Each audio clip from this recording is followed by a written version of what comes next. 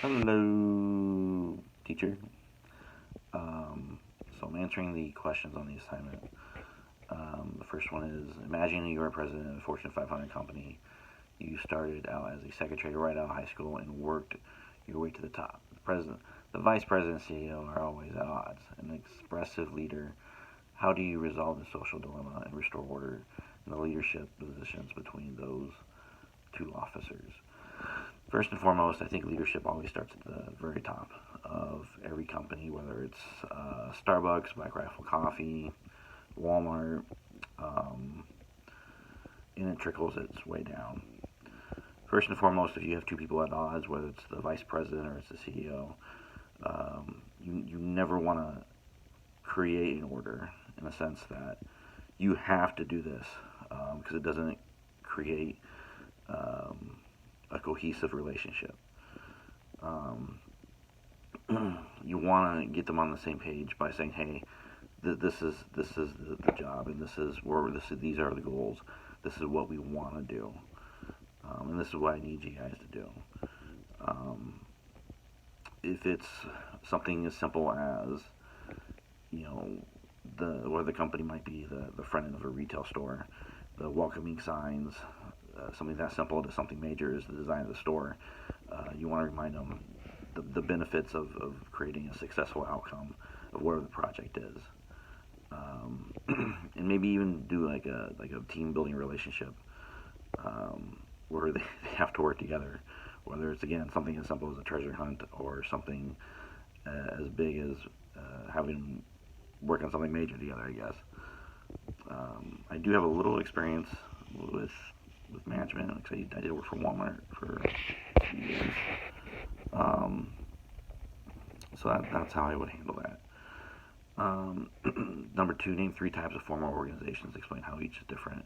Also, explain a time when you were involved in one of these three types of organizations in the positive and negatives. Well, I'm a veteran, so I was part of the United States military for 4 years. Um, that I believe is a formal organization because in a sense it's a branch of government or a branch from government. Um, and unfortunately, it's definitely not a volunteer organization. Well, it's volunteering to get in, but it can't just get out. You go where they tell you to go. They tell you where they need you. You're there. My personal experience was the United States Navy, and I spent my first command out of Burlington, Washington. Um, my first deployment was Iraqi Freedom. We were gone for almost a year. Then we came back, ship decommissioned, and then I got orders to go to San Diego to C school to work on something called vertical launch systems. It's a system you probably see on the news or TV or when a Tomahawk gets fired. And before getting out of that particular command, they were sent over to Japan. I actually helped install the what was called the SM-3 missile, or I should say the equipment needed for the SM-3 missile, which is a system that knocks down ballistic missiles and satellites. Um, it was a great experience. Um, I don't regret it. I got out because I thought I was ready to come home, and I was, and I'm glad because I would have been my wife if I had it. Um, and I guess maybe voluntary another form would be a volunteer organization would be something like Boy Scouts.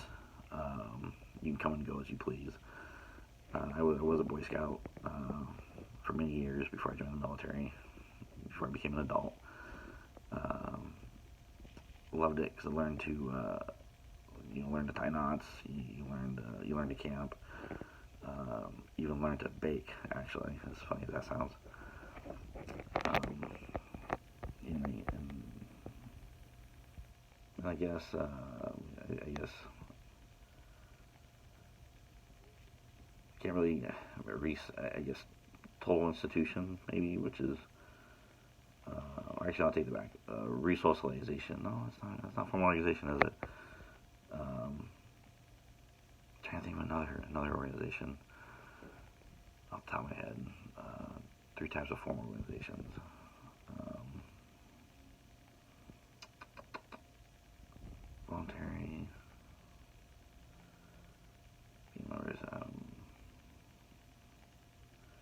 maybe a prison. Like, yeah, I guess that's another one. uh, you go to prison. You don't got a choice. You spend your time. You're punished. I wouldn't know too much about that though. No experience. Um, yeah, I guess I can't really speak of that one. Yeah, and so I guess question number three, you decide to run for public office. Although you have little to no experience with elections, holding office, or campaigning, you feel you can be successful since you helped a friend who served in a public office seat last term. Explain how this is a characteristic of Weber's idea of bureaucracy, um, that you will do to prove your competence under these characteristics. Man, I don't know. That's tough, especially if you're brand new to politics and campaigning and all that stuff. Like I think right now is probably the craziest time we've ever seen in our country. Actually, whether you love him or hate him, uh, Donald Trump uh, isn't your typical politician. And what's going on right now isn't normal, I guess. It's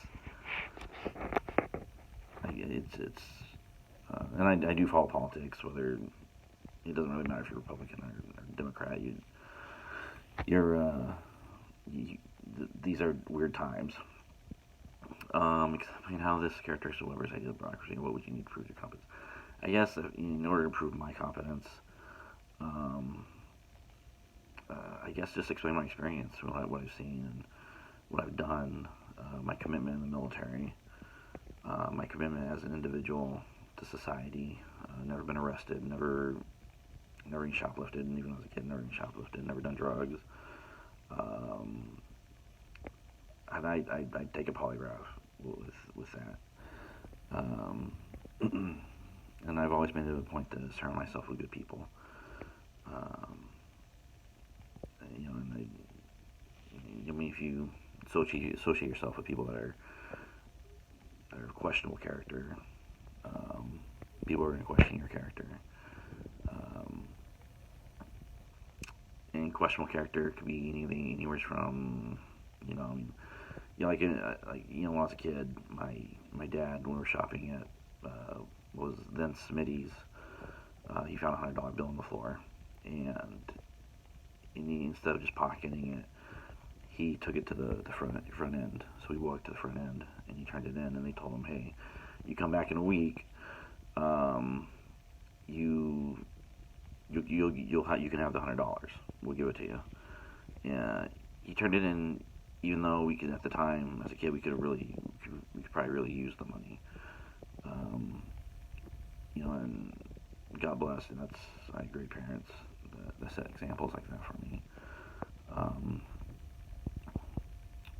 But a week later, went back and he got the $100.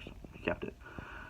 And to me, whether someone, when they find that money, if they pocket it or they turn it in, to me makes a huge difference. To me, it tells me how they were raised, tells me where their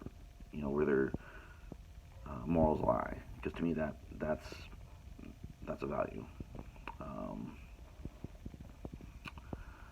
So I guess I would have to prove my competence and and just practice what I preach. If I find a buck on the floor, I'm not going to keep it. I'm going to turn it in. Now, whether or not I'm going to be a good politician, I don't know, because I'm not. It's hard. You lie. I mean, shoot. Like I said, look at our politics today. That's I don't even know if it's anything. It's hard to be honest and run for public office, because even for things that may not necessarily be true, you probably get smeared in the worst way possible. Now, the question for is, as a creative manager of a small group of employees in the advertising department, you notice one of your designers has withdrawn from the meeting, offering no input. This employee's alienation concerns you. What would you do to socialize his employee and engage into the job? this is because of my Walmart experience, and I've even had great managers where I work now, and in the past. There's a lot of ways you can get people on board with the program without necessarily attacking them. My old boss from Walmart, his thing was doing group activities and basically saying, hey, it's not mandatory, but I'd like you to go. Basically, kind of make you think you volunteered, right? He was a veteran too, so he's from the military. So we do things, whether it's treasure hunts, bowling, something a little bit competitive, but not to the point where it's gonna offend anybody. He would basically get you on the same page. Even people that didn't necessarily get along were getting along and having a good time. Which again, it creates a coherency. It puts everybody on the same page. And where I work now, we have a monthly to every couple months we have a staff meeting where people get to voice their concerns, and it's not to get people in trouble. It's not to throw anybody under the bus. It's just a hey, how can we make this better type of meeting. How can we improve on our patient satisfaction scores, and everyone gives their input how we can better the program in a sense. And sometimes we even have a little bit of ice cream afterwards, so it's great. So I guess that would be my answer. I mean, it's and I guess until I started taking this class, I never really thought about like the dynamics and how much they really do, the dynamics of individuals and groups, or actually individuals versus groups, until I started taking this class. Like the video that you have on the introduction to this module. It's funny is that the questions posed: what would you jump off a cliff? If your friends jump off a cliff, I was oh no, I'm not gonna. Well, I remember the first time I was at Walmart. I asked someone who's an associate, that same question. He's a friend now too. He's because he always has something crazy to say, so it's entertaining. But I asked, so hey, would you jump off a cliff if so and so jump off a cliff? And his response wasn't no or yes or it was well, how tall is a cliff? So that to me that was one of the funniest things I've ever heard, because it was no hesitation. Like, well, how tall is a cliff? So basically saying he probably but anyways, yeah. So that's the answers. And I'm looking at the question earlier from the three types of formal organizations. How to explain each different. And there was one question in the bookwork, or not question, but an organization called Resocialization. I think that's something. Now that I think about it, that's something you see all the time actually with people probably coming out of high school or coming out of college, or going into college actually too, where they become part of these different groups. So they're kind of basically like a fish out of water type deal, or going back into water in a different tank in a different environment. So they change or they adapt, or maybe you have someone in high school that wasn't they good people, but they didn't necessarily like really click with anybody. So they get out of high school and next thing you know they're all tatted up with tattoos, because that's maybe they always wanted to do it and now they can. So I think you see examples of that all the time. But anyways, that's it. So hopefully I understood this correctly and I did it right. Thank you.